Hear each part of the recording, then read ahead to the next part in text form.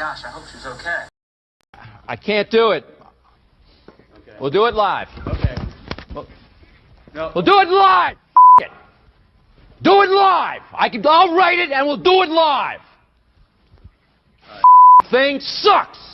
All right, here we go. It's Friday. It is February 28th. It's the last day of February. Then we roll into March. Welcome in. It's the Daily Puck Drop. We do it every single day, 10 a.m. If you're watching or listening to this later, we do go live at 10 a.m. You can watch the show on YouTube and Twitter, Puck Sports. You can listen to it on your old fancy iPhone or Android phone by downloading the Puck Sports mobile app from the iOS store and Google Play. If you are watching it live right now, and you are, and listening to it live, we do put up everything later up on YouTube. And when you're there, please subscribe to the channel. Please leave a comment. Try to get to as many as we possibly can. And then also, it's up on all the podcast platforms, Apple, Spotify, YouTube Music, Amazon Music. I'm probably forgetting a podcast platform that I don't know of. It's all available there. And, of course, one-stop shop, always up at pucksports.com. Hey, by the way, when you're at pucksports.com, top of the webpage is a link to become and to join, to be a member of the Pucks Posse for as little as $5 a month. Not even a cup of coffee is what it's, because a cup of coffee is more now, okay? It's a lot more than just $5. And you get a discount if you sign up for a year. You get everything that we do here at Puck Sports, the Daily Puck Drop, all the free content that we do. In addition to supporting Puck Sports, you get VIP and exclusive content like our weekly show with Ryan Divish, full show for Puck's Posse members. Our 7-episode series with Dane Brugger from The Athletic covering the NFL Draft. By the way, episode 2 is coming out next week. And a brand new show that will be starting the week of opening day that you're not going to want to miss. All for Puck's Posse members there, by the way. All right, we're broadcasting from the Puck Sports Studios. It's built by Limbach Lumber Contractors. They got everything from free deliveries, everything from whole house packages to homeowner DIY projects. Largest stock moldings in the Northwest. Old school service. They've been doing it since 1930. Give them a call, 206-782-3487, or visit them online at limbachlumber.com. And ladies and gentlemen, Mondays, sometimes Mondays, sometimes Wednesdays, most of the time on Fridays. Sometimes on Fridays. Ladies and gentlemen, from Bend, Oregon, he's clean-shaven. The hair is done. Why is there a thumbs-up emoji on the screen? I don't know. Put your hands together for the one and only go-to guy, Jim Moore. And he's brought to you by not one sponsor, but by two. That's right, Puck. Was that a good introduction, or was that kind of a backhanded complimentary introduction? What the hell would you call that? I don't feel like you give, like when you talk to Divish and when you talk to Garofolo, and God, here's Johnny Cans, he's got all the latest with the Pac-12. Johnny Canzano. And then, it's like, shit, we got Jim Moore, sometimes Monday, every once in a while, Wednesday, Friday, if he's feeling up to it. I didn't really feel like that was much of an introduction. Yeah, I'm not selling it. Sorry. Yeah. My bad. Shit, I was a freaking superstar in this You town were. for a while. God, you were. I mean, I know I'm, like borderline washed up now, but borderline? God, for a while there, I didn't own the town, but well, I never even came close to that. But you didn't even sniff owning the town. What the hell are you talking about? I was one of the lead columnists at the failing newspaper. Yeah, it went out of business because of you. Yeah, I guess. Anyway. All right, so I'm sponsored by Clean Streak, professional window washing, exterior cleaning service, proudly serving Island and Skagit counties for more than 10 years. And I'm going to shorten this up a little bit because you gave me shit about it last week. I was just joking. Last Wednesday. No, you weren't. Yes, I was. Sounded like I talked from a well, and I went on for too long. Oh, well, but what I want you to focus on this week, Puck, you and the listeners, roof cleaning. You know why? You guys had a storm earlier this week. There's probably branches and twigs, all kinds of stuff up on the roof. And you don't want to get up on ladders. How many times do I have to remind you of that? I don't want to be morbid or anything, but I guess I kind of do. I know 2 people who died falling off ladders. You don't want that to be you.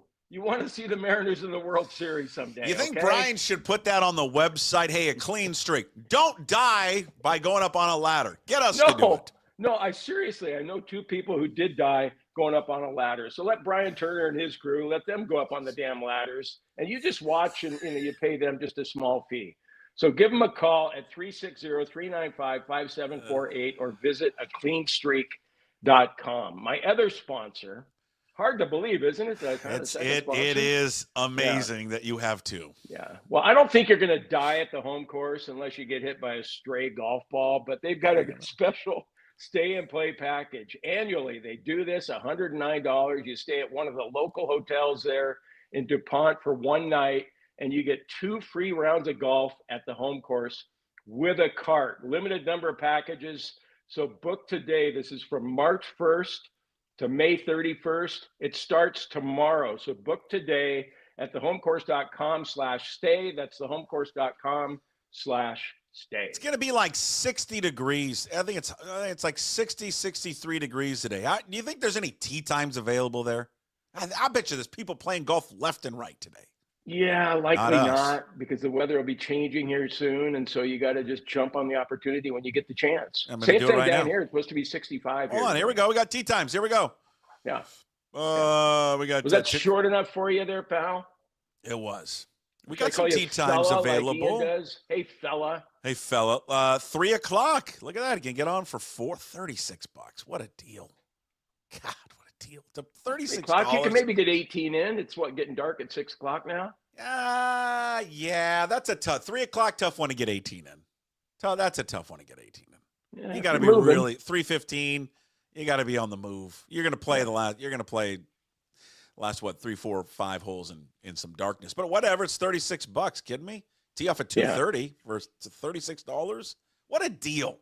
God, I've been telling you, for the value of that golf course to pay $36. It's like Costco with their hot dogs. I mean, $109 to stay at one of those hotels. They're all nice too, and then you get 2 free rounds of golf. That's $100. I pay $100 to go play a crappy course around here. Yeah, like a crappy course. I'm not going to name the course. Well, go ahead and name one. No, I'm not going to do it. I don't want to do it. But I just, some of these courses when you live, excuse me, how much for that? No, thank you. Yeah, I'll name one. I like Druids Glen, but I'm not going to pay over $100 to play there. Not since Clint Gould isn't the superintendent anymore. Well, I went downhill after Clint. God, we love Clint. I miss Clint. He's a great guy. But if you were out there, if you were down there, I mean, maybe you would. If you live closer, is that your stop line for golf? That is for me. When it gets to 100, I'm like, yeah, but God, then you're not going to play golf anywhere. Yeah. But then, the other thing, like we're going to go to Arizona here in a week or two, and Mikey and Stevie and Kathy, we all play golf. Family of 4 when you go out to play golf. So especially now, when are you guys going down there? I think March 11th. Yeah, we bagged out on going to Las Vegas because the Cougs are playing so shitty. I don't want to watch them get one and done in the WCC tournament. I flipped on. I wasn't watching the game. I flipped on the old ESPN app, and I saw that they were up by like 30 at halftime. I'm like, oh, okay, fine. I just got home from a long drive from Pullman, and I'm just like, I'm tired. I don't know what I was doing. I think I was just hanging out with the kids or something. I'm not sure, just BSing. And then later, so I'm like, I'm not going to watch it. Like I'm kind of out. And then I open up the old Twitter and go to Greg Woods. I'm like, let's see what the final score was. And I'm like, oh, excuse me. They almost, and then Greg's like, well, they survived. I'm like, how do you survive? You're up by 30. How do you survive?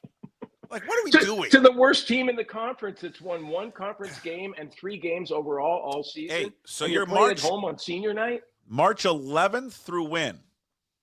The 15th. Oh, nice. I'm going the next week. Taking the Vampire down March 19th through the 21st. A short trip.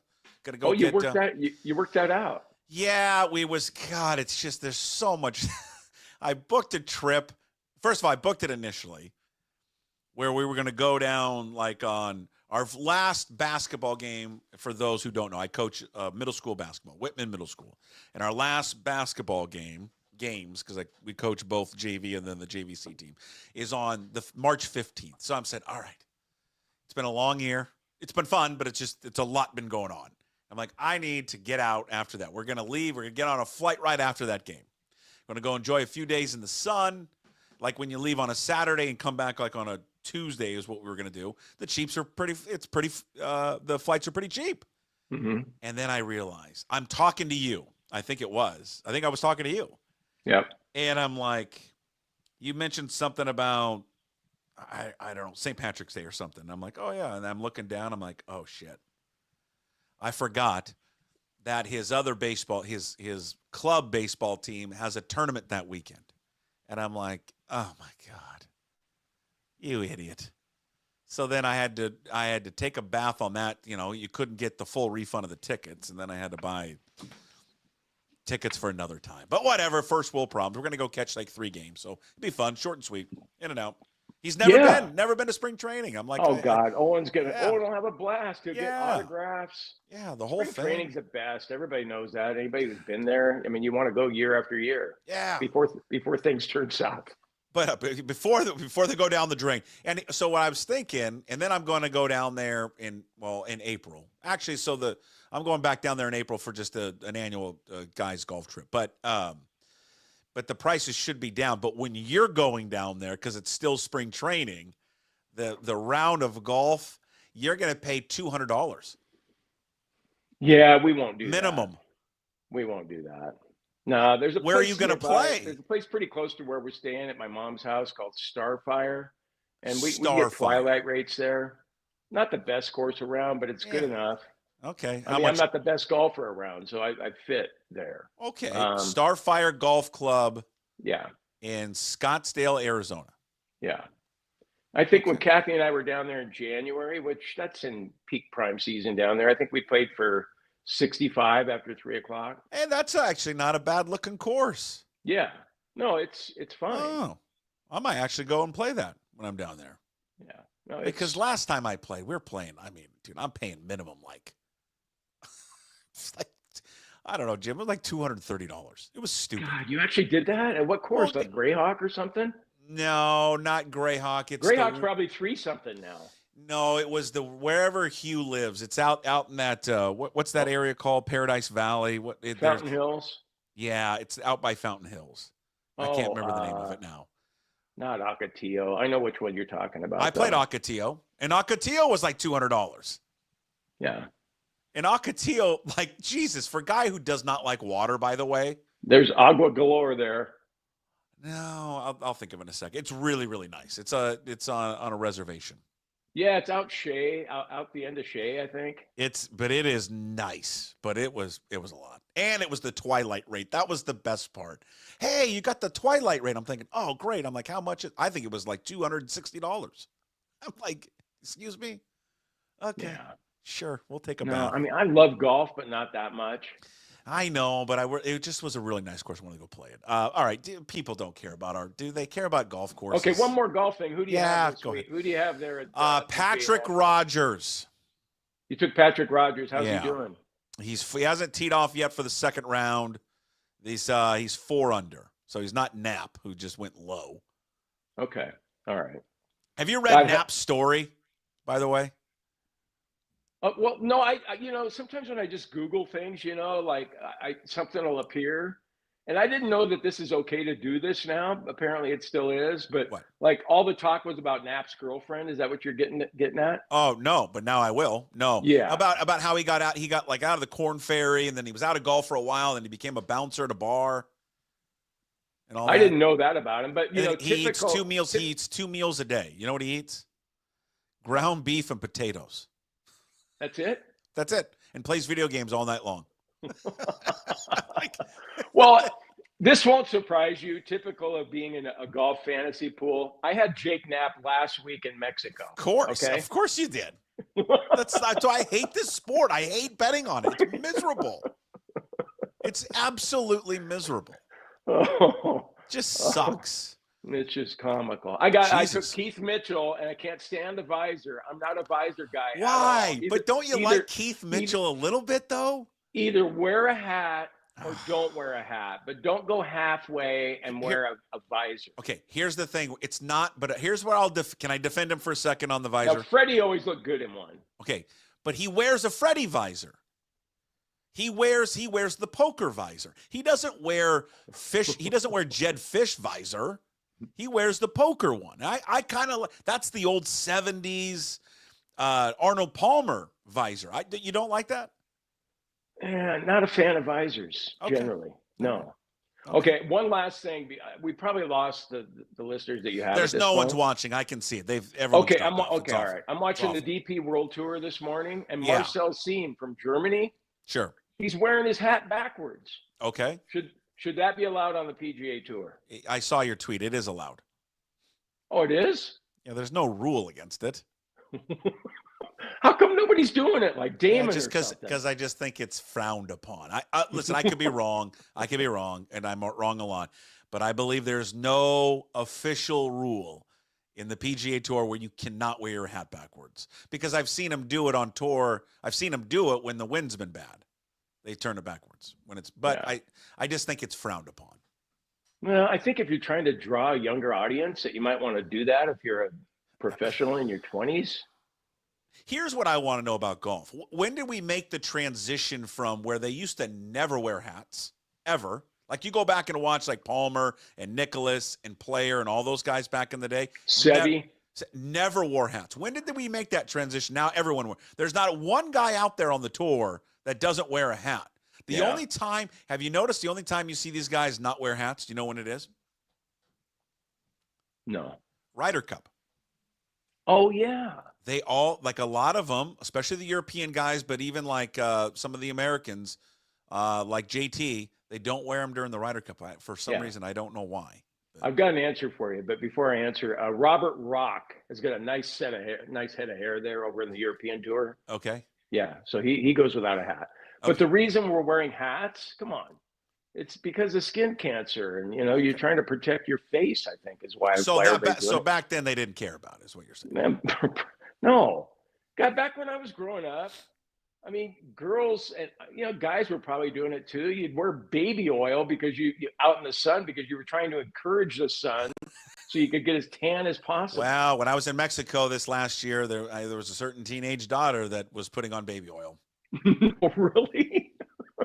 It's like, what are you doing? I have to look good when I go back to school. Yeah. I've got to have a tan. And if I don't have a tan, what's the problem? It's not worth it. Yeah. You're rubbing baby oil on yourself. So people look better when they're tan, though. But of course they do. It's your skin telling you to stop it. That's why they're trying to protect you from yourself. All right. Well, we've solved it today here. God, we've lost a lot of people. This is going to be one of the worst attended shows ever. That's fine. It's all good. Egan's coming up in about 10 minutes or so. So listen. Yeah, hang in there for Egan. Yeah. Just hang in there for Egan. What's Robert? Robert wants me to tell a story. Please tell the story of Fairwood Golf and Country Club and fat dudes with visors. Yeah, we had a lot of fat dudes with visors. I used to work there. I was cleaning clubs. Sometimes would be a caddy when they'd want caddies. I caddied one time for Hugh McElhaney there. Did you? Yeah. That's cool. Yeah. What kind of golfer was he? I was pretty good. Good drinker. Yeah. Good drinker. Okay. Yeah. That was a fun job. God, that was a fun job. And did he ask for your advice at all? No. I think he'd ask like, hey, where does, because there's some funky, you played out there before? Yeah, a couple times. There's some funky holes there. Like, I'll just hit it around that tree. You'll be fine. I really like the back nine there. The back nine is fabulous. Yeah. It's a fabulous golf course. It's a great golf course to work at, to grow up around. We were not members there, but it wasn't one of these courses where it was built in the neighborhood there in Fairwood. There was no fences around it. So we would sit there. I would sneak on that thing all the time, and play. And because I worked there, people thought I was a member there. Yeah. Well, you got free privileges, right, for working there? And could you use the pool in the summer too? No. No. We could play on, when could we play? Was it Mondays we could play? I think it was Mondays we could play, but it was like, I think we played 9 holes. But no, we could not. No. There was no using of the pool. But I had a bunch of friends that were all like members of the pool. So then we would go there. All right. This is, I don't know what we've got into. This is one of the, I'm going to save some of the juicy stuff later, but I do want to get your thoughts on, because you're texting me this as I'm driving back from Pullman. yesterday. So apologize for not doing the show yesterday. I'll just give you a quick update. Maple, the super dog, she's doing great. She's doing well. They give this. I'll send a picture out. They do the little cancer survivor thing where they put up like a little scarf that they give them. So she's doing good. She's not like cured from cancer, but she still has the tumor in her mouth, but it's shrunk pretty significantly. So she's doing great. It's the last time we've had to go there. She'll get checked back up in a month. So that was all good. But when I'm driving over there on Wednesday night, you and some other guy that we used to work with who's on in the afternoon, he's Canadian, was texting me about the media fight between, which we didn't know. I don't think we knew at the time, right, who it was. We knew it was Jordan Schultz, but we didn't know who the NFL Network person was immediately, right? Pelissero is what I saw on the tweet. Okay, so you thought it was Pelissero because I had people were asking, hey, was it Garofolo? But it was not Mike Garofolo. It was Ian Rappaport, right? Oh no, I put a question mark on Garofolo because I knew you were going to talk to him on Thursday. Ah, okay. Yeah, I wish it had been Mike though. Ooh, why? Like I don't know how big Jordan Schultz is. He's pretty big. He's a pretty big guy. Is he? And Mike's not a really big guy, but I don't know if I'd want any piece of Garofolo though when he's upset. I don't know. I think Jordan Schultz is a pretty big dude though. I think Jordan Schultz may handle his own against all of them. And it's weird because I've spent a lot of time always defending Jordan Schultz for some weird reason. What do you think that reason is? Well, because there's a lot of people that come down on him because of his dad, right? Yeah, like God, it'd be kind of tough being the son of somebody famous like that. Because whatever job you get, it's probably, your dad got that for you. But he was a teenager when he sold the team. He was a teenager. And people always crap on him because of his dad. I mean, he doesn't get to choose his dad. So I don't know. I don't know him at all. I don't know any of his story, nothing. I've known that he's gone into broadcasting, into the media, and I know from the NFL world, NFL circle of reporters, he's not well liked. Why is he not well liked? I don't know. He's just not well liked by those guys. Well, maybe he's annoyingly persistent or something. What it is that I think people in that business feel that he is taking their work and then putting it off as his. Oh. And they're like, listen, you didn't report this. You are getting our stuff and then putting it out there, which happens in this business all the time, right? There's a lot of people that do this. It does, but that's one of those journalistic no-nos that you're not supposed to break. But he goes up to him. So if people know the story, Jordan Schultz, he's the son of Howard Schultz. He works for I think it's Yahoo Sports and Fox now, or maybe it's just Fox. He's an NFL guy. He basically just does NFL stories. And so he went up and verbally confronted Ian Rappaport in a Starbucks, of all places, a Starbucks, and got in his face because he was upset about I think it was the reporting on the Matt Stafford, Tom Brady report, and got in his face. And then Ian Rappaport is like, all right, I'm not going to talk about it here. And for some, I guess the NFL security was called in on it and all that. And I think it's died down. But I mean, you can't have two media people. Like if you're in the media, you can't go and confront somebody in public like that. Or maybe you can. I don't know. That ever happened to you? You ever get into it with a media person in public? I can't think of any one specific time I did, but I remember that most of us reporters didn't there was kind of, you don't like a newspaper person, you didn't really like the broadcasting people that much. Because it always seemed like you guys were trying to get your microphone in there, or you had the camera guy was trying to do his job, and he kind of shove you out of the way a little bit. And you'd get mad. Like, how many times I'd watch Bob Finnegan when I was a young reporter or an intern, basically verbally assault and sometimes physically assault a cameraman. I'll tell you, you got time here? I got a quick little Finnegan story. I'm here for any Finnegan stories, especially the one where if I ever hear Bob, is Bob still with us, by the way? He is. I think he's living down in Oregon somewhere. Okay, now I love you, Bob. I really do. But if I ever hear Bob Finnegan or anybody else talk about journalistic integrity, this was a man that used to shag balls in the outfield for the Mariners and then shower in the clubhouse. By the way. Yeah. So Yeah, I heard different things about Bob. I always liked Bob, though. I loved him. Loved him. Yeah. I think he kind of had a temper, though. Oh, kind of. Oh, that man had a temper. That man had a temper. All right. Okay. Give me a Finnegan story. This is my story about Glenn Nelson, a good friend of Glenn mine. Nelson, yeah. Good friend of mine. Glenn, I'm not throwing you under the bus here because I just think this is an all-time story. Tell Glenn, though, who did he work for and who did he cover? He worked for the Seattle Times, and we were both covering the Sonics back in '96, and it was during the NBA Finals. And remember, the Sonics were down 3-0, and then they won 2 games at home, and they forced a Game 6 at Chicago. They did? Yes, I know you know that. All right? There might be some of your listeners who don't know that. I was setting the scene, okay? Yeah, I was setting the scene. And so we were sitting there baseline, basically, kind of under one of the hoops and a couple rows back from the baseline. And then the camera guys were all in front of us a little bit. And it was toward the end of the game. Rodman and Michael Jordan are up on the press stand or whatever, and they were celebrating because they were ahead by, I can't remember, 8 or 10 with a minute to go. So the game was basically over. So the camera guys are trying to get these shots of Rodman and Jordan celebrating. And then we couldn't see, though, through all the cameramen because they were standing up at this point. Normally they're seated, but they were standing up.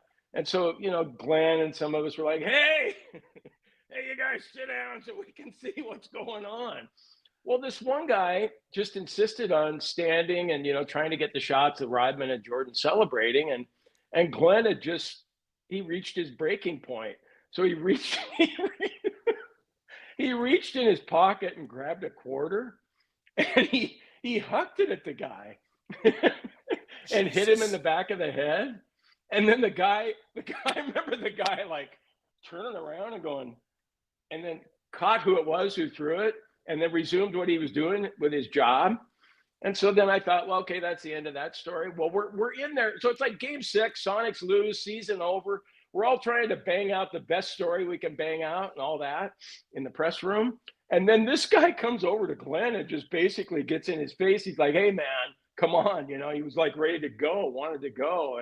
And fortunately it broke up, but it was, I was on Glenn's side and I remember sitting there thinking, shit, I'm not much of a fighter. He threw a quarter at the guy's head. No, I know. Well, we asked him nicely at first. But he's doing his job. Yeah, but he was interfering in our ability to do our jobs. Okay. And so, and of course, I'm going to be on Glenn's side because I love Glenn. Glenn and I had so many good times on the road. Yeah. God, it was just so much fun with him. But then I was sitting there thinking, shit, I got to get up now and go over there and act like I'm a fighter and help Nelly out. And fortunately, it diffused somehow. But yeah, that's the best story. That's the best one you've got. Yeah, I'm trying to think. I don't think I've ever gotten it with anybody, unless I'm missing somebody. Not one single time. A media person? No, I don't think so. Like there's media people you don't like in town, though. But I don't think. I don't think that ever led to something out at like the Mariners or Seahawks or something. I don't think it's ever happened. There's so many people with big egos in broadcasting, especially. Not so much newspaper guys. I remember though early on when covering the Mariners, so what 2003 and 4 and those that now the lines are really blurred. Where you mentioned like the broadcasting people and like the reporters, they all like each other now. But I mean, back then, no. I mean, those guys did not like Bob Finnegan, and I mean, they were, he was not nice, but some of them were not nice. But like Bob Sherwin, the late Dave Andreessen, like those guys kept to themselves. Who covered who were the reporters? They looked and John Hickey, they looked down on people in radio and TV. Why are you here? You shouldn't be here. You're not a real reporter. But then that line is, now it's blurred. Yeah, but then don't you kind of have an issue, don't you, a little bit with, bloggers that are, suddenly credentialed, and are you okay with that? I don't have a problem with it. I think the line is massively blurred now between fanboy and beat reporter. Like there has got to be separation of church and state. There just has to be. I'm sorry. You can't. I wouldn't go work on a beat covering the Cougars. I wouldn't do it. No, I'm with you on that. I'm with you on that. I wouldn't do that. And, you know, when we were in school, Puck, we were taught to be objective when we covered teams. Yeah, I just don't. Even though we were always Seattle fans growing up, Sonics, Mariners, Seahawks, all of that. But yeah, I don't know. Whenever I covered a team, it was like, oh my God, I got to be objective covering this. But we've gotten away from that. We've really gotten away from it, and whatever. It's the times are different now, and that's fine, okay. But I don't know. I think that because somebody asked me actually it's funny that it came up. It's like a couple of weeks ago, or maybe it was last week. Said that, hey, why does Ryan not like the Mariners? Talk about Divish. Like if he doesn't like the Mariners, who does he like? Who does he root for? And I said he doesn't root for the Mariners because he covers the Mariners. Like, he can't be a fan of the team. He covers them. And so I think now you've seen it where now you've got people that are fans who attend game. You know, you have fans of the team now covering them. And I don't know.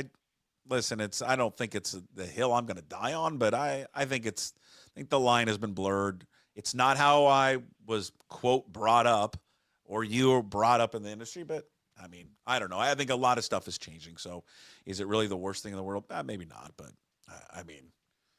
Yeah, I think we kind of understand that though. Like we've talked about Root Sports. If we worked there, we would do what we had to do to keep our jobs. But yeah, I've always liked the fact that I've been a reporter and then been at radio stations that basically you can say what's on your mind rather than having to filter everything. Sure.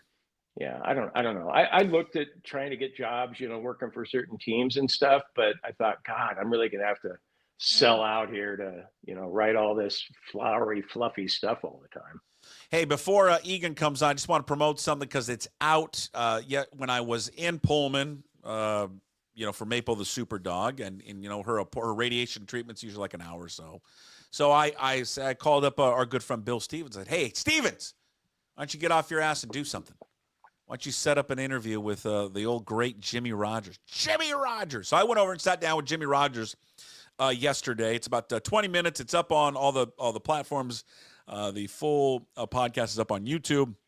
Also, I did make a separate podcast for Apple and Spotify, so it's up there as well. And it was amazing. I have this brand new equipment that has like wireless mics. I couldn't believe I actually got this stuff to work. An idiot like me. But I want to play you just a little snippet of the end because why would you say that? Because I didn't. I mean, this is the first time I ever used it. I didn't know it was gonna work. But I found him. He's very serious. This is a serious football coach, and kind of unlike any coach that we've ever had over there. But here's just a quick highlight of my sit down yesterday with new head football coach at Washington State, Jimmy Rogers. Lose on Saturdays.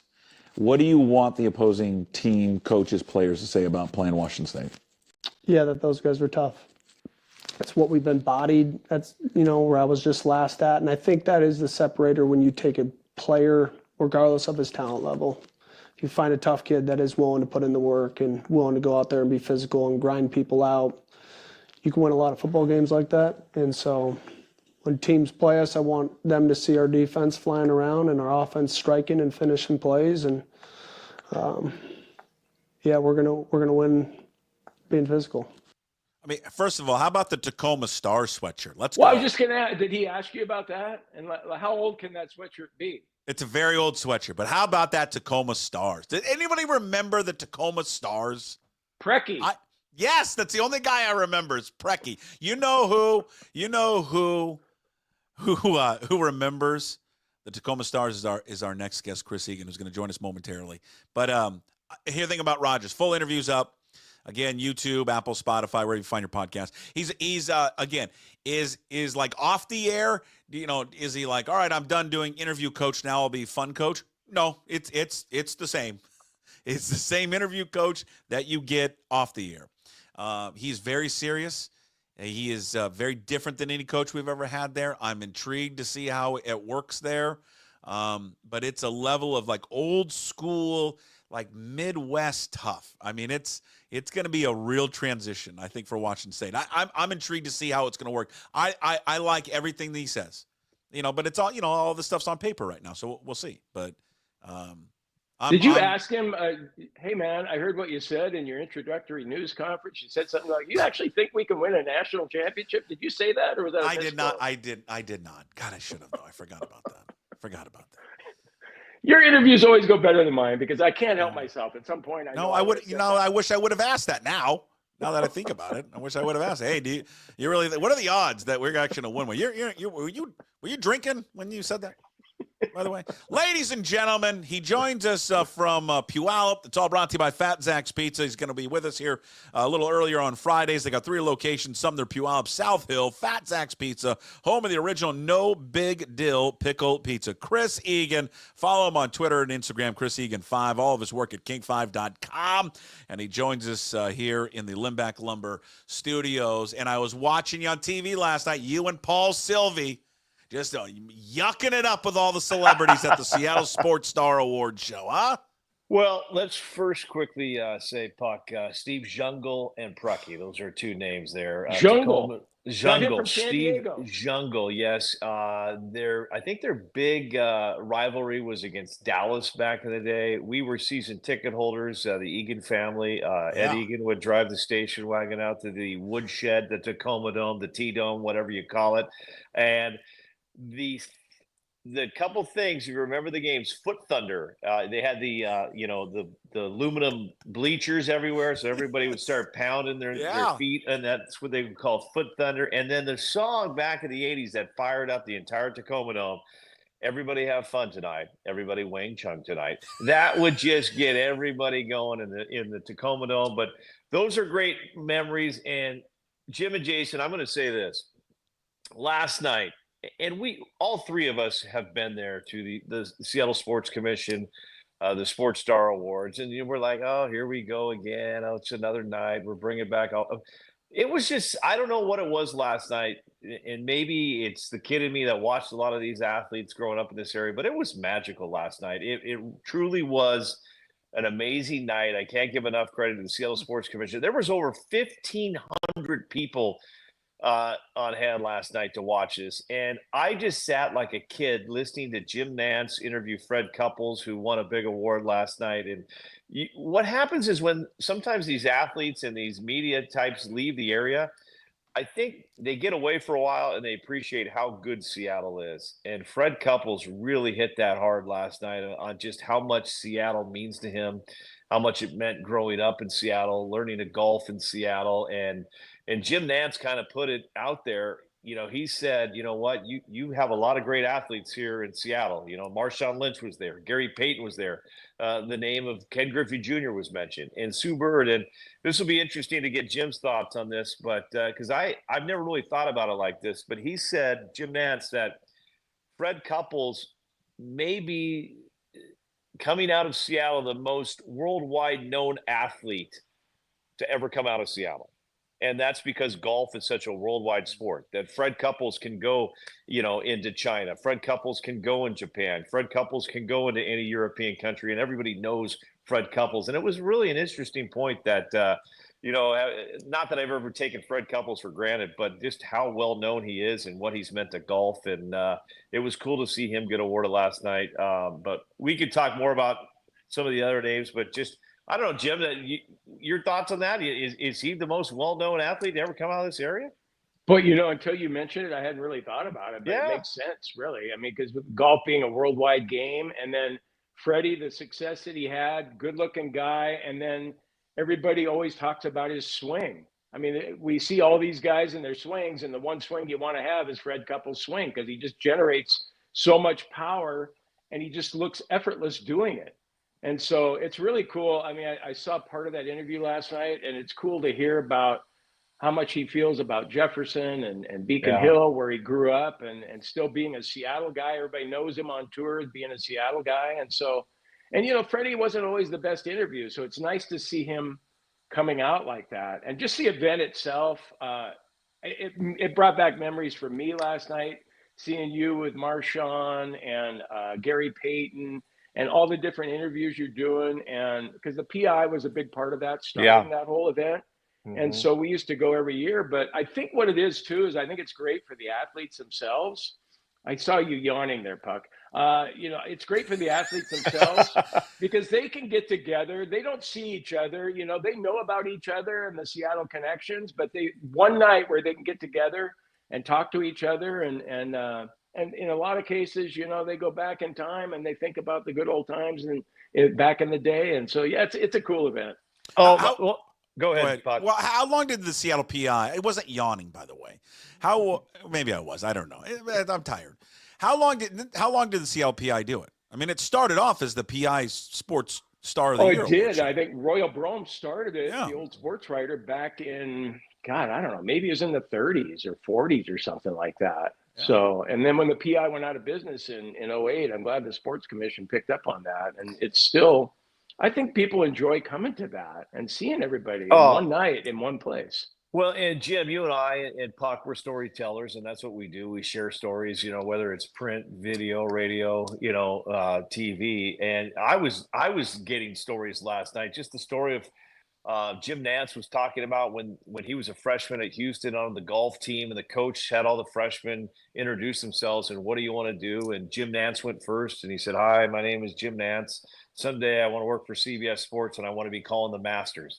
And then 3 kids went, and then the 4th kid goes, or the 5th kid goes, and "Hi, my name is Fred. I'm from Seattle. Someday I want to win the Masters." And they're like, the coach is like, "You two are roommates." And it was just like hearing that story last night. We interviewed Jack Sikma, and I explained to Jack Sikma when I was in the 4th grade at Northwood Elementary in Puyallup, we had a life-size Jack Sikma poster, and it was like the center of the classroom. And every day, everybody would go up to Jack Sikma and see how tall they were.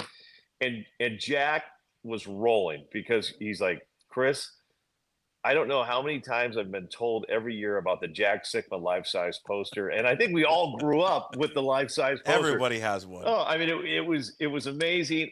Kenny Mayne, I think, stole the show with his acceptance speech. He won the Keith Jackson Media Award last night, guys. And Kenny Mayne from KSTW, his days there, to ESPN, to all the national stuff he's done, has been. This is another guy that doesn't live here, but he still bleeds Pacific Northwest everywhere he goes, and you would see that on ESPN. And gosh, he was absolutely hilarious last night, talking about his time as a quarterback at Thomas Jefferson High School to KSDW. I thought my favorite line of him was when he worked at KSDW, they didn't have weekend news there because they just didn't have the budget. So they said their saying was, "If it happens on the weekend, it's news to us." So I mean. So he was great. And then, Jim, you mentioned it. I mean, Marshawn Lynch and Gary Payton together. Thank God we had a delay button. But Jesus. When those two get together, it is just pure.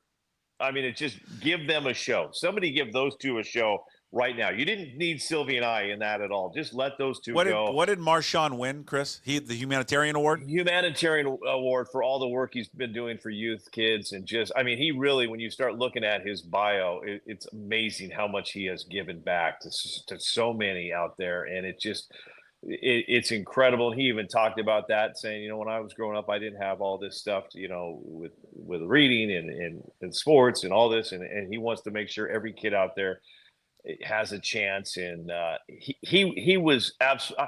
And here's the deal, guys. We went from like Fred Couples to Jack Sikma to Jed Fish. There was big names there. And all of a sudden, Gary Payton and Marshawn are on our set. And I look up, and the whole room is just like, there's 500 people watching this interview because it's just wherever, Marshawn comes in his white puffy jacket. GP it was like a fur coat, man. Oh gosh. I mean, it's like, could any of us get away with wearing that to work? Probably not. But, and then there's a moment where Marshawn leaves the awards banquet. I only got this information because one of our camera guys went back to get some gear, and he's in this room by himself. And our camera guy says he was FaceTiming his mom. And he's probably just like, "Mom, I won an award." And I'm like, how can you not love this guy? So it was a special night. And I do want to mention this because I think this says a lot with what's going on and what they're fighting through. The Seattle Mariners, we've had it on this show. We've had it on sports radio. We've seen it on TV. getting a lot of, there's a lot of flack out there. They didn't make a lot of moves, but I'll tell you what, this is an organization that's trying. Jim, correct me if I'm wrong. I don't know many times during the 90 years of this award show that a Seattle Mariners player took a break from spring training to fly up to be at this event. And the Mariners were well represented last night. I mean, they had 4 to 5 tables. They're taking this thing pretty serious. And I think that also says a lot to Cal Raleigh, who ended up winning the Male Athlete of the Year award last night. And you know what? I think what it means is, like, Cal's taking this serious. This award means something to me. So I want to be there to accept it. I thought that was pretty cool. Did he have to pay his own way, or did John flip the bill? I'm sure he got a nice little private plane ride up, but I thought that was cool. I thought it was cool that he went. I really did. I mean, I was going to bring that up. I thought that would have been, Jim, this would have been so easy for Cal Raleigh to sit there and just do like Jordan. And I'm not picking on Jordan Childs. Yeah, maybe she had something. Maybe she was, she couldn't get there. She could have done a video message to the fans. The fact that he took time to fly up. Did he play yesterday? They had a doubleheader yesterday. I heard reports, Puck, that he was taking ball. That he was. I heard that he was taking his cuts in the morning, so he was there at training camp. Yeah. Jim, this is why I want them to run down there and give him whatever he wants.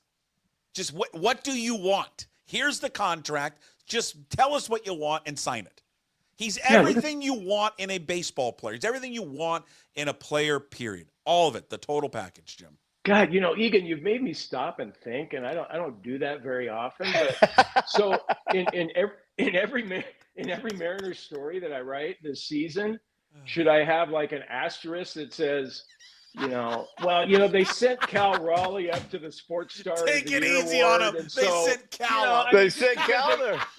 Don't give him a hard time for getting Donovan Solano and a broken down Jorge Polanco, who is so broken down that he hasn't even started playing yet. Sick him, Jim. Sick him. But we have to have. But you know what? They sent Cal Raleigh up to Seattle for that Sports Star of the Year award.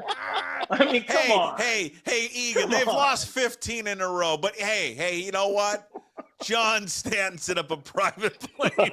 My God. Well, here, Jim, why don't we wait for them to play a few more games before you write another article? God, I love you, Jim. Oh, I knew something was coming strong from Jim when he starts thinking like that. He set it up perfectly, though. The thing I appreciate about you is because I'm not an optimistic person. Sure. I'm jaded and cynical. I think that's pretty well established. But you're not any of that.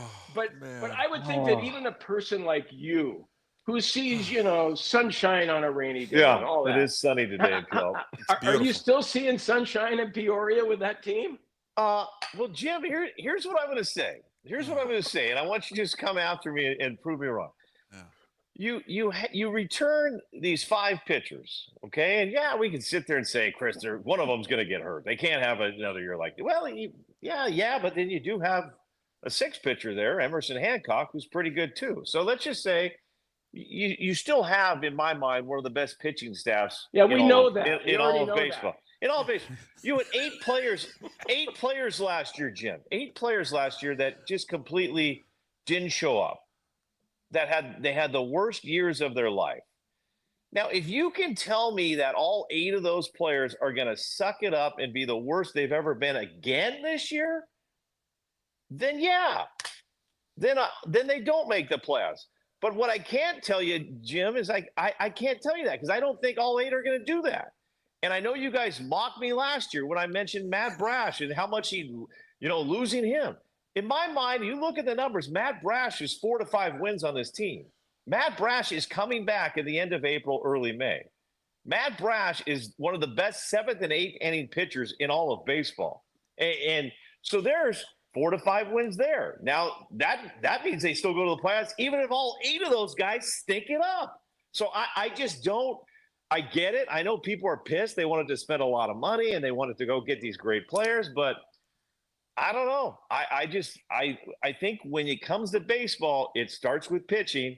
Mariners have it. I don't see all 8 of those players doing what they did last year. And you also add a couple relievers that you didn't have last year.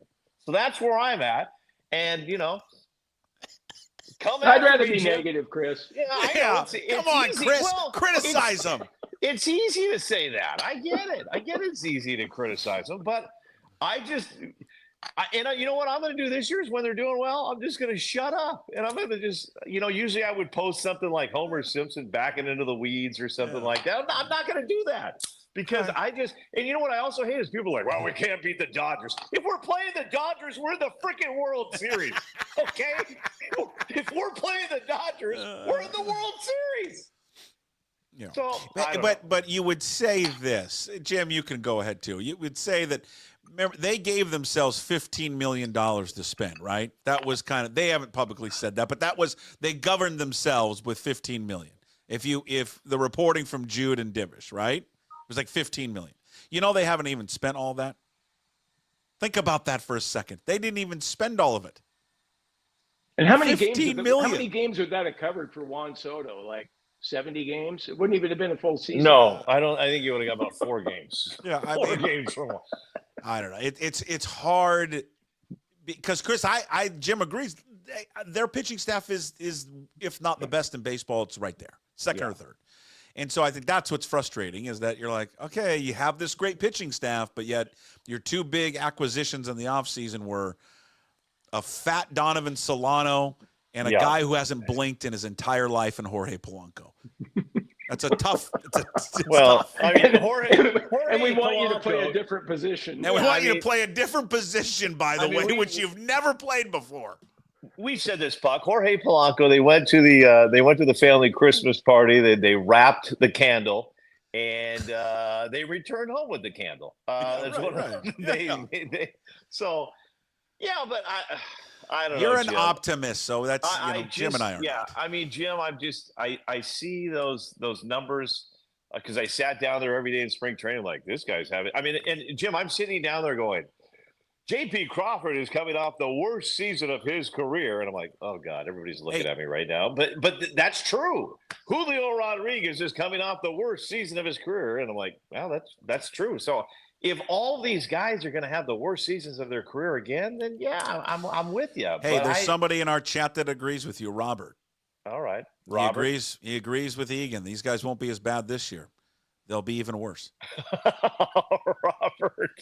Jeez. Well, and if Robert is right, then Robert is with Jim and Puck, and then and then I don't mind admitting come June or July I was wrong, and we want him to win, right, Jim? I want him to win. Yeah, I do want him to win, but I also, anything it takes to get Jerry out of here, I'm up for that too. I just don't like the guy. Does anyone like him anymore? I disliked him many years ago. Well, when you did tell him to his face that his team's defense is so bad that your little league team could play better than him, I think that maybe the feeling is mutual. He doesn't like you. No, I think you're right about that. And 27 outs, Jim. 27 outs, no more. Hey, Chris, have you heard that story? I can't stand people who think they're the smartest guy in the room. I just always hated that. Yeah. Chris, you know what you're talking about. What's that? Not you being the smartest guy in the room, because you usually are that. I'm never this, and I'm proud of that because I think Jim is right. I go in a room and I'm like, surround yourself with people that are smarter than you, and I do that. So I do that without trying. Yeah. Me too. When I'm around people that are really smart. There was a dinner a few months ago where some people that are within the political structure of our city, and they're talking about things, and I'm like, I have no idea what you're talking about right now. And I'm just doing a lot of well, it's a fair point, Doug. Yeah. And I'm like, I have no idea what I'm talking about. And I'm just waiting for one of them to hey, what do you think about the Seahawks this year? Well, let me tell you. I mean, God. Hey, Jim, by the way, not to break away from our Mariner, because I think we'll have fun. We have some breaking news, by the way. We have I do want to bring some big news, Jim. Coming up Monday, 5:45 on King 5. Are you ready for this, Jim? Yes. I am. We will focus our attention in the prep zone on the Ballard Beavers gymnastics team, the first Seattle public school ever to win a gymnastics state title. Go. Officially, the first Ballard High School team to win a WIAA state title. So that's since 1960, I think, that WIAA has been around. And I had to put that in my script, Jim, because it's accurate. And then I didn't want a member of the 1942 Ballard Beavers football team questioning my journalism. I read your story. I saw it. Right. 6 seniors, I call the 6 super seniors, and then a sensational sophomore, Jim, by the name of Mari Puckett, the individual all-around champion. Floor champion, not floor champion. Yeah, floor champion. Better double check my script. You better fix that, not the all-around. floor champion, and Jim, I'm telling you what, I thought I was interviewing a mini Puckett. I really did. She was so excited, she's the sophomore around 6 seniors, and they were all like she was running the show out there, Jim. But I'm very proud of Jason for the job he's done as a parent, because sensational young lady as a sophomore to be, she was just very eloquent on camera and very talented as well to be a state champion. Team champion and floor champions. Pretty impressive stuff. So congrats, Dad. Well done. She was very thank you for you and Tate for doing that story. It's awesome. I know the girls were, and Stephanie, the coach, were super excited about it. That school is, for again, a school that doesn't have this like rich tradition of athletics.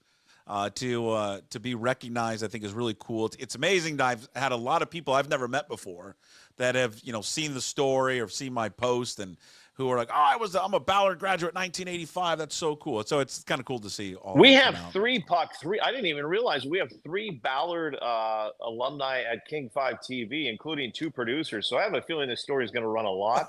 Let's go. And Jim, hey Joyce, let's run that again in the A block. It's hey Mimi, have you seen the story yet? And Jim, to give this team even more credit, this won't even be in the story, but maybe it will be a Sylvie tag out. They do not have their own gymnastics gym. They use a side gymnasium, and they have to bring out all the equipment. These 11 girls and 2 coaches, they got to bring it all out by themselves, and then they got to put it all away every single night. So pretty cool stuff. So congrats to the Ballard Beavers. Yeah, what comes to mind for me, like I saw Carson Bruner at the podium back at the combine, and Carson Bruner, like his dad was successful tight end at Washington, played in the NFL. I'm just wondering, as individual feats go, what Mari Puckett has accomplished with her dad's genes. I mean, where would you rank that? I think she may have surpassed everybody right now. I really do.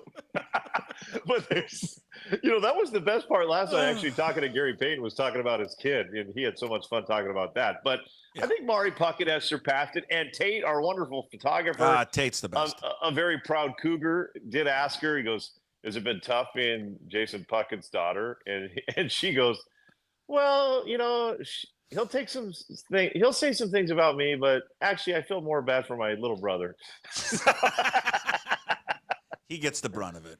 Yeah. He gets. Did you end up going to the recommendations, or did you just go right back to the team? We had to go back to work and go to work that night. So we didn't get to enjoy Ballard living that night. So when does it come out again? Is it next Monday? Monday. So it's gonna be Monday. Cool. 5:45 on King 5, then it's gonna air 9:45, 10:45 on Kong, and then the noon producer is from Ballard High, so it will rerun on Tuesday at noon, maybe Wednesday at noon. How about bring Brock back and do a phone zone and just break down the interview? So no, it's cool. It's you know what? It's funny. Last night I was at this awards and I had more people. It wasn't about coverage for spring training or Seahawks. It was like, just, hey, Chris, can you just keep doing the high school stuff, because it's important that we keep showcaing these kids. So it's the absolute best what you do. Yeah, here on that, Egan. You do such a great job with that and those kids. And I tell people too, and I'm sure you do, like, I always wanted to cover college sports and cover professional sports, but boy, when I go back to cover high school sports, it's more fun. It's really more fun. Hey, that's what you should do down in Bend. You should go. He should go cover high school sports. Ben, isn't there like a newspaper down there or a radio station? The Bid Bulletin. Yeah, go do that. But breaking news, I just got word before I jumped on the show, Puck. Speaking of high school sports, it's going to be a fun one.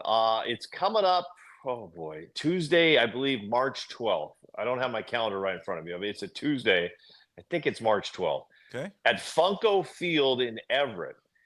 It will be Mount Vernon High School. They have the -- 1 recruit in the country. They have a young man that has a chance to be a top 10 draft pick. They'll be facing off against the #1 team in the state of Washington. Also, I think ranked in the top 10 in the nation right now, the Puyallup Vikings. So it's going to be a baseball game at Funko Field.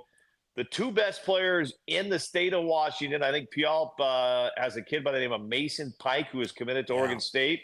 But a lot of people believe that he could get drafted. So you have 2 kids that have a chance to go in the first round of the draft. Going to be, and obviously baseball, it's a team sport. So, but Puyallup, Mark Weiss and his team, one of the best in the country. Mount Vernon, that some are saying this kid is the best athlete since Mark Hendrickson. And so you got both of them. I believe it's 7 o'clock, Funko Field.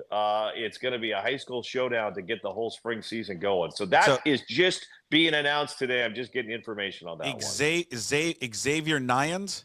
Yeah. Yep. That is the kid, Xavier. Wow. Yeah. Apparently, everything I'm hearing, this could be a top 10 pick. Yeah, so, he's the last year's Washington Baseball Player of the Year by Gatorade. Expected to be a top draft pick in MLB from Mount Vernon. Let's go. So that's on. That, huh? I think that's a Wednesday, March 12th. Well, okay, so maybe it's the 11th. I feel bad. Well, how about you figure it out, Egan, before giving all this news out? Well, it's one of those days. If you're listening to this, I'm sure you could research and go to Max Preps and find the exact schedule. But it's either that Tuesday or Wednesday. I'm almost positive, Puck, it's Tuesday. So I'm almost positive. He look at these numbers last year for this guy. He hit he batted .455. He scored 34 runs, and as a pitcher, he was 5-0 with a 0.47 ERA. And then the Mason Pike, Puck. I don't know if you can look up him. But I think Mason Pike is throwing it in the 90s right now. I've heard about him, and when he was a junior last year, I think he was hitting 98. Oof.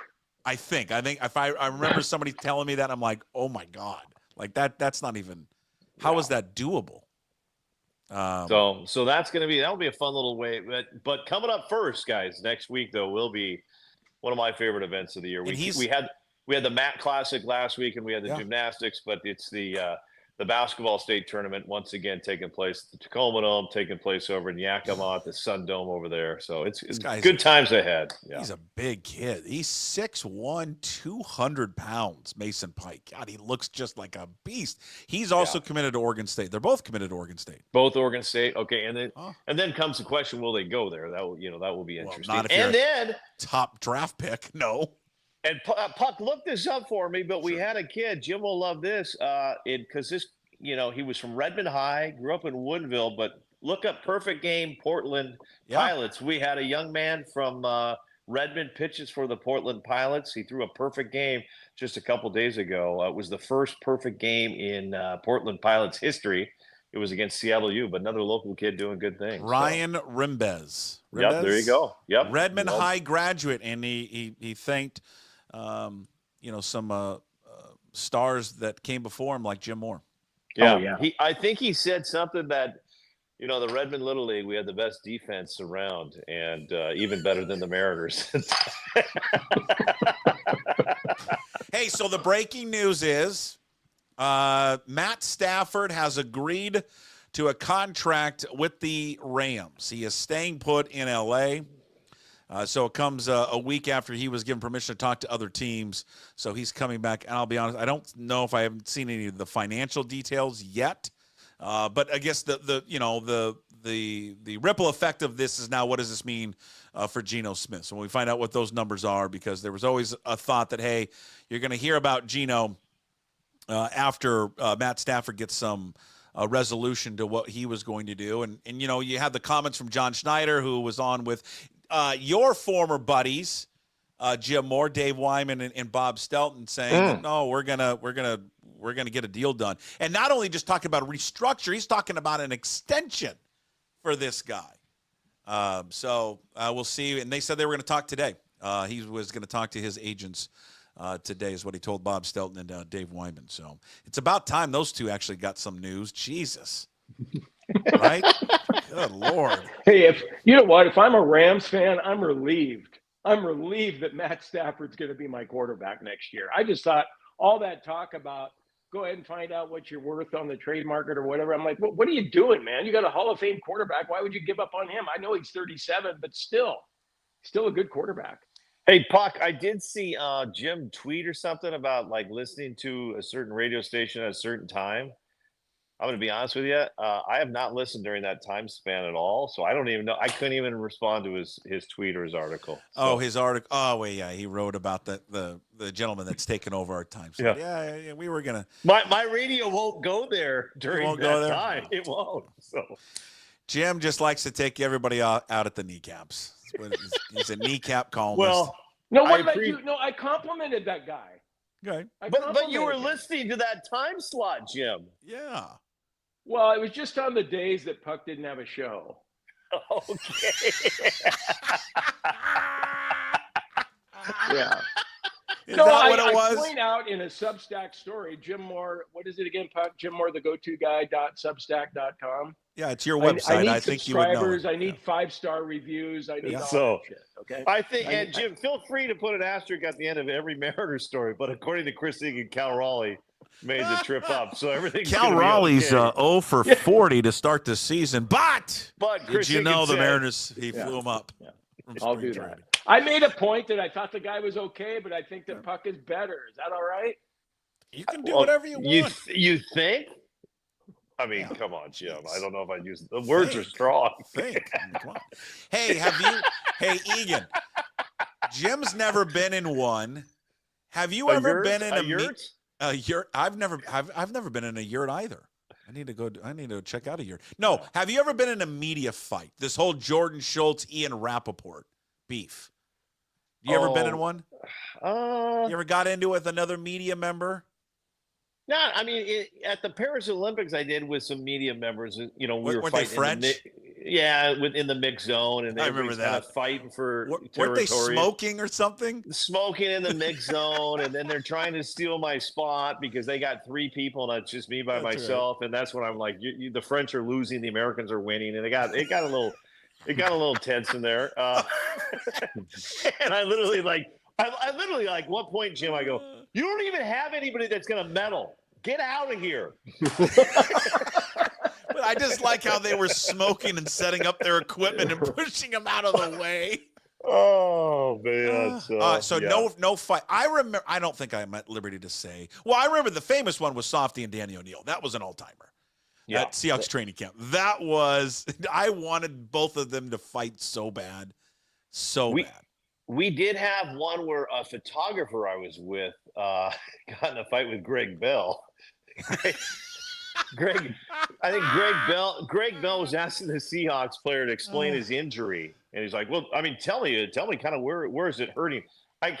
The photographer literally, and this is not Alan or Tate. This was he came out for one time. Literally comes around the corner and goes, "Geez, what do you want to put an X on it so the other team knows exactly where to hit them?"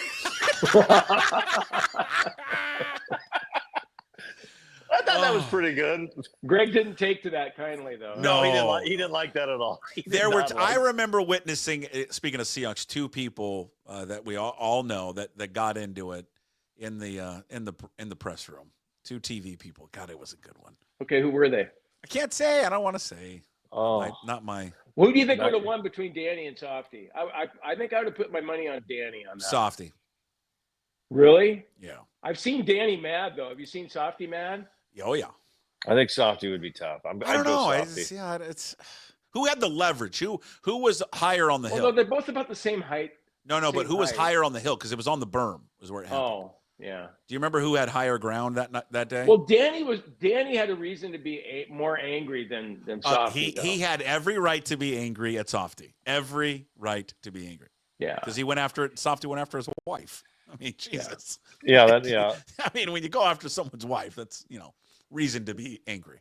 Now, a fun one that you two may have, I don't know if you've heard of this one, but was when Alan Hinton was watching a Sounders game in the press box and there was a bad call, and Alan Hinton started like swearing in the press box. And it was the LA Galaxy PR guy turned around and says, "Who are you?" And Alan Hinton literally like, "Who am I? Who are you? I am Alan Hinton. I played for England. Shut up and sit down." Nice. That's a good one. That's what I want. It was, and it wasn't like a packed media area then, so it was just so loud and everybody. But you TV guys always get along? I mean, Mo, I think the news crews, there's a little, it gets a little tense sometimes amongst the news crews. I think the sports people. Yeah, I think the sports crews usually get along pretty good.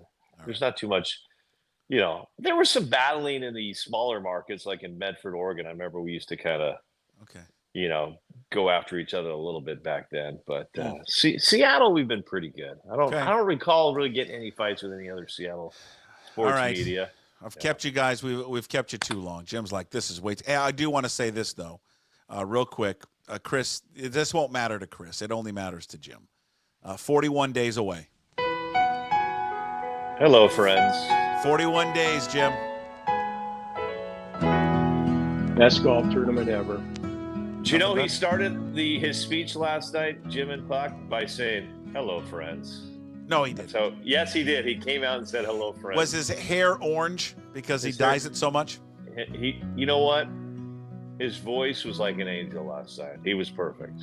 I mean, he was just very smooth, very smooth. There's the Ben Hogan Bridge. Will this be the day that Summerall? Will this be the day that Tiger turns back the fountain of youth? Look at the azaleas, just in full bloom right now. Justin Thomas searching for that first green jacket. Ricky Fowler. Will he disappoint again? Rory McIlroy. No, he's not having an affair with Amanda Balionis, but if he was, I couldn't tell you. And that's a white-tailed buck deer on the 9th hole, just munching on some fresh clover with the red azaleas behind him. Frank Nobelos at 16. Frank? God, I love it.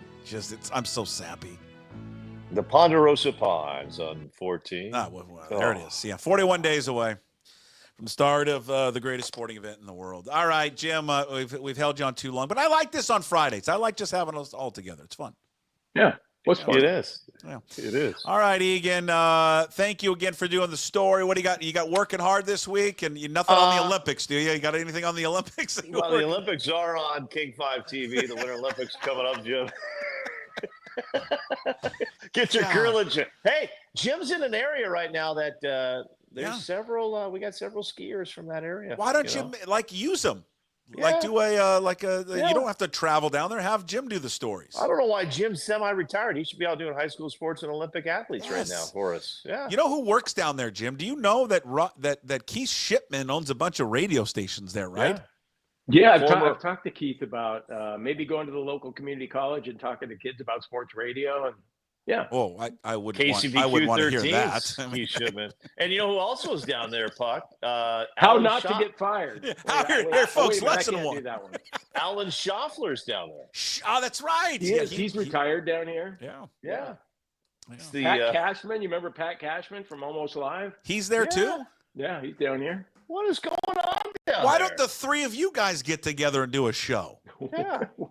We might do that. That's why I think it's so wonderful. Hey, come visit, Egan. Come on down here. I'm trying to get Puck to come down here. I am coming down. Yeah. It's good country. It's a nice place. And you know what they love down there, Jim? Pickleball. I've heard there's big pickleball they tournaments. love pickleball here. Yeah. So, all right, boys. We'll talk to you next week. Okay. Have a good weekend. See ya. Right. There they are. Jim Moore. Oh, I cut him off right when he's like, "Hey, go Cougs." Said, "Go Cougs, go Cougs." Yeah, see you, Egan. Bye. All right, there they are. Chris Egan, King 5, brought to you by Fat Zach's Pizza every Friday with Chris. And we're going to be doing that. I think that's going to be kind of our new Friday tradition, just the three of us. BSing. Big thanks to Chris. Again, Fat Zach's Pizza, 3 locations, Sumner, Puyallup, South Hill. Home of the original No Big Deal Pickle Pizza.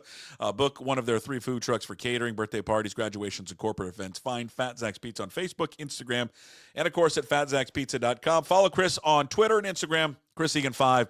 All of his work up at King5, king5.com.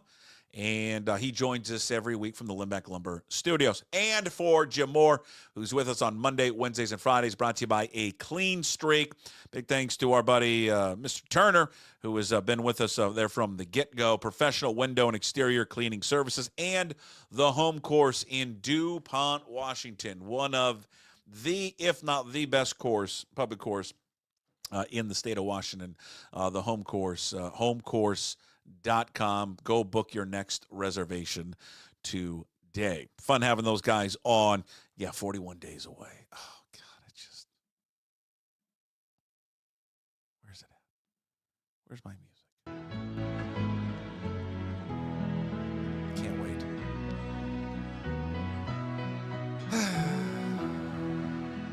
It's the best.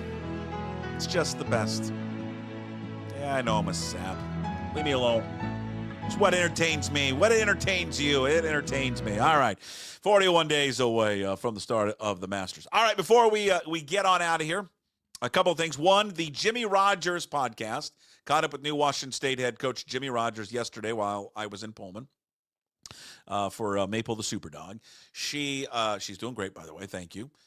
Caught up with him, 20-minute podcast with Jimmy Rogers is up on YouTube right now, also on Apple and Spotify, so separated from the normal Daily Puck Drop by itself. So you can go listen to it or watch it. Please leave comments when you're there, when you're at YouTube. If you're not a subscriber, go subscribe, please. And then also leave some thoughts. And then when you're on the podcast platforms, please rate the show. And, of course, leave a review there.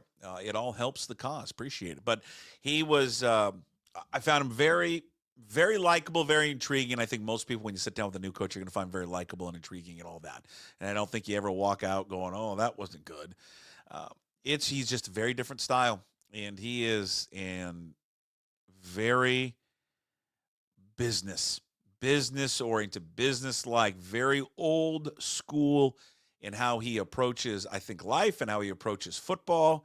And as we were saying earlier in the show, I mean, we've had these characters over at Washington State, big personalities. And that's just not him. I mean, he's just more about like you come in, you put the work in. You may not be the biggest, you may not be the fastest, because he wasn't. This guy played college football.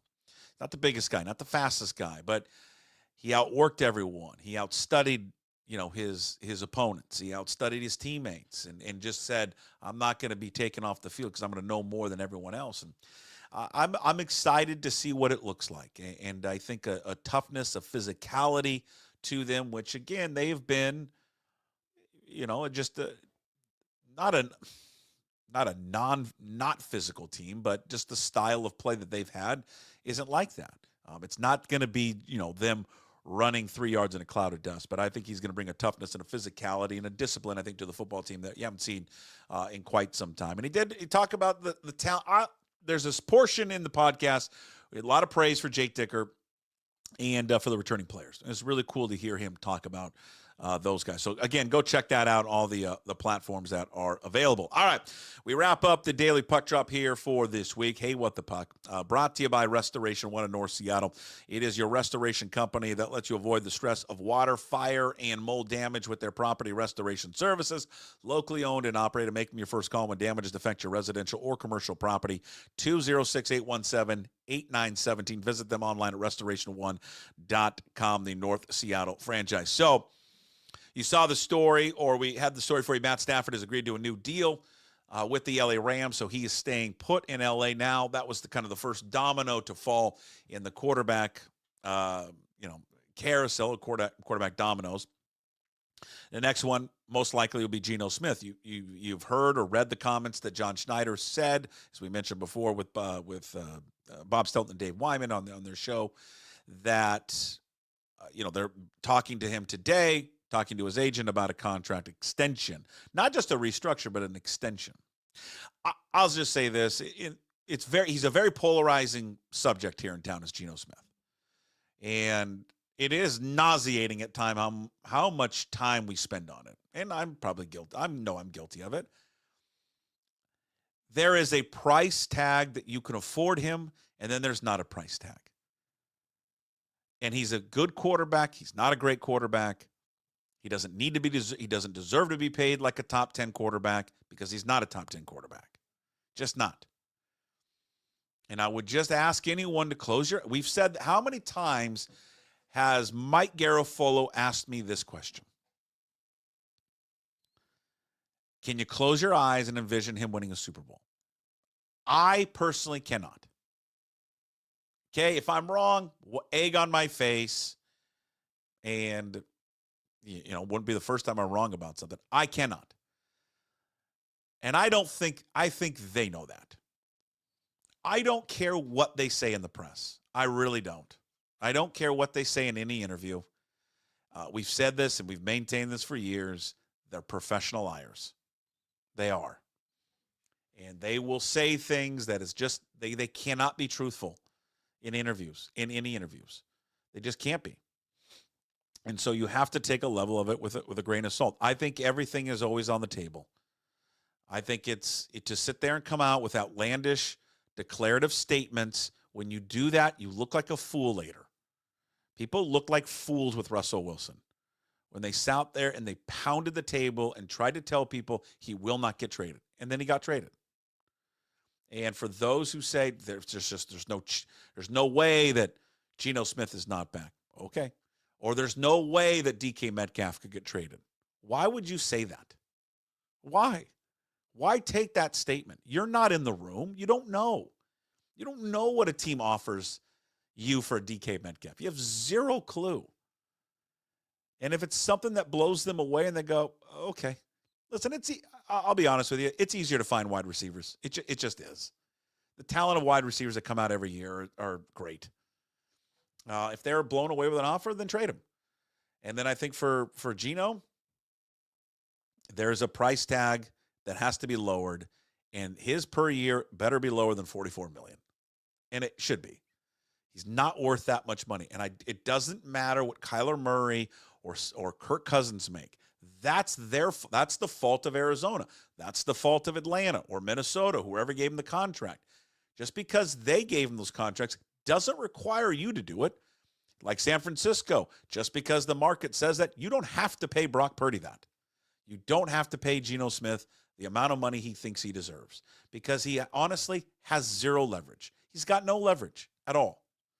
So don't break the bank on him. And I certainly hope they do not. And he's a good quarterback. They have a lot of holes to fill on that football team. A lot. And I would like to see that money spent on filling those holes rather than investing in a quarterback that, again, if I close my eyes, I just can't see winning a Super Bowl. All right, that's Hey What the Puck. It's brought to you by Restoration One in North Seattle.